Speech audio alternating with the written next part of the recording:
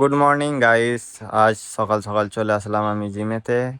আর তোমাদেরকে প্রেফার করব যে তোমরা একটু পানি খাও।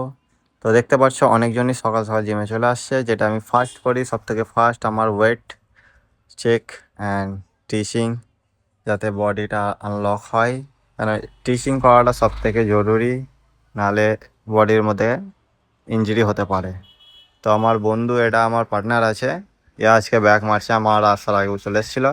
তো ফার্স্ট আমি হালকা হালকা করে আমার বডিটাকে ফ্রি করে নিচ্ছি, দেখতে পাচ্ছ।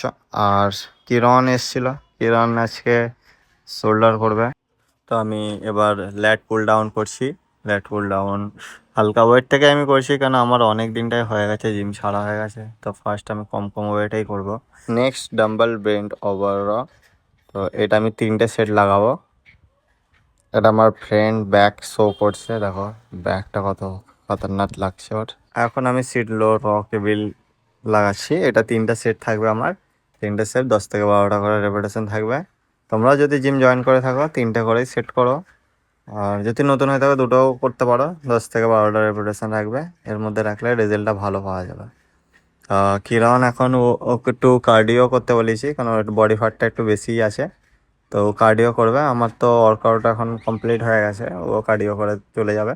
তো 3 দিনের রেজাল্ট আমার এরকম ধরা কিছু হয়ে আছে।